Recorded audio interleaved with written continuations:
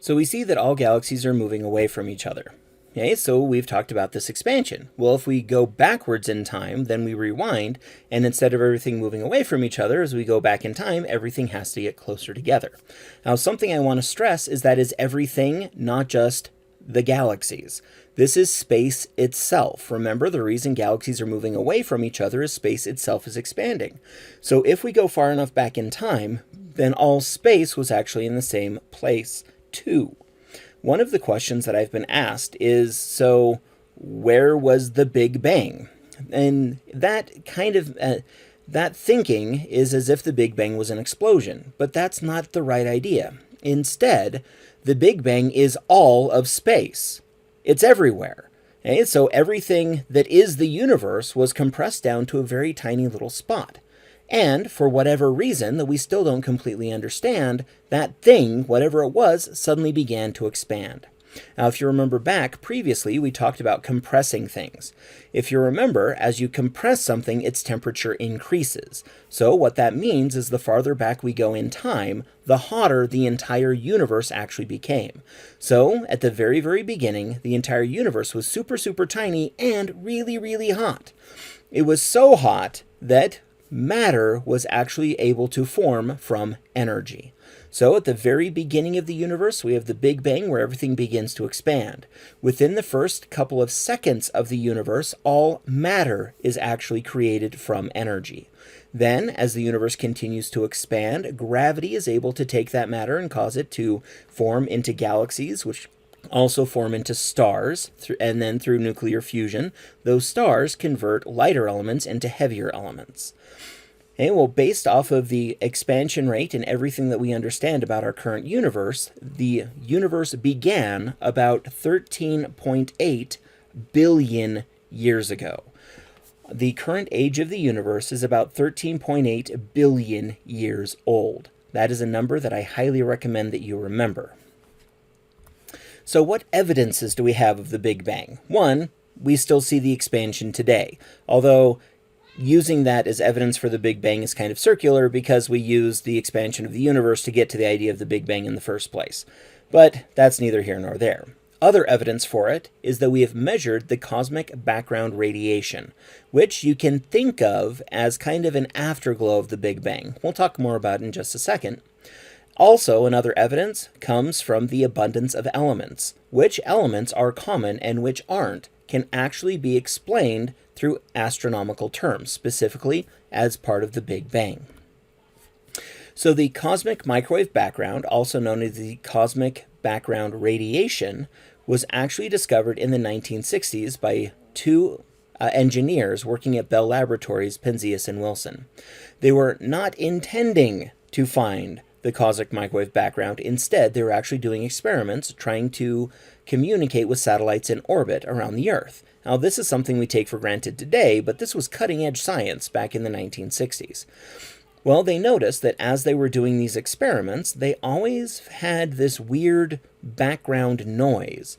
And, well, they realized that they were always doing their experiments during the day. And the sun gives us all sorts of different types of light. Why not microwaves too?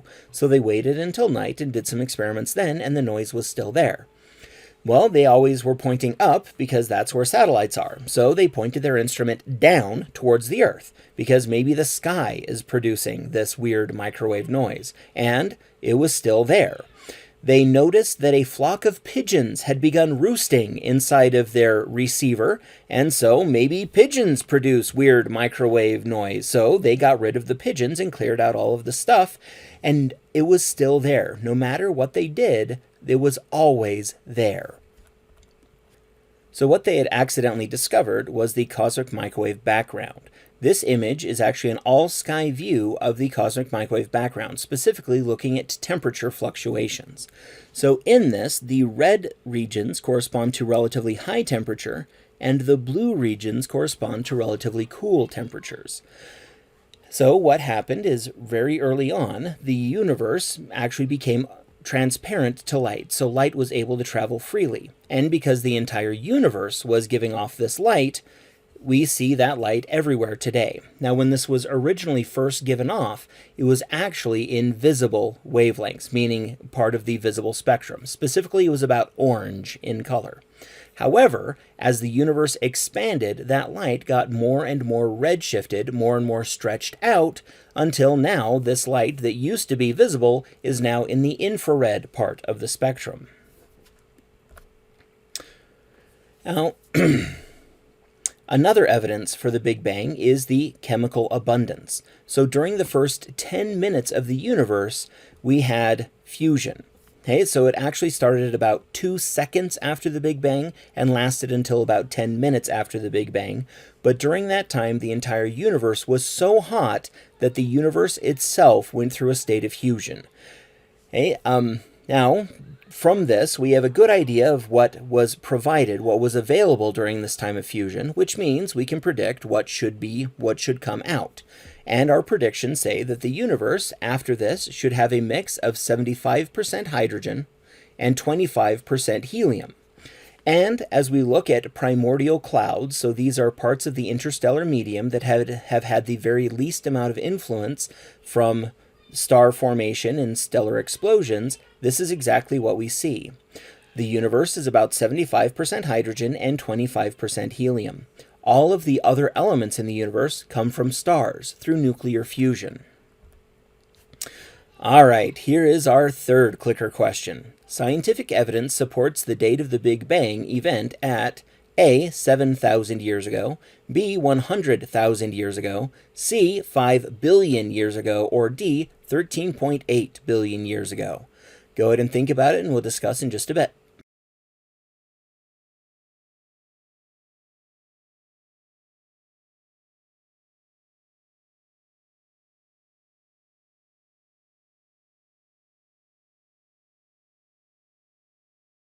All right, so our very best evidence is D, 13.8 billion years ago. I told you that it'd be really good for you to remember that number. Maybe you didn't think it was going to come up quite so soon, but it did.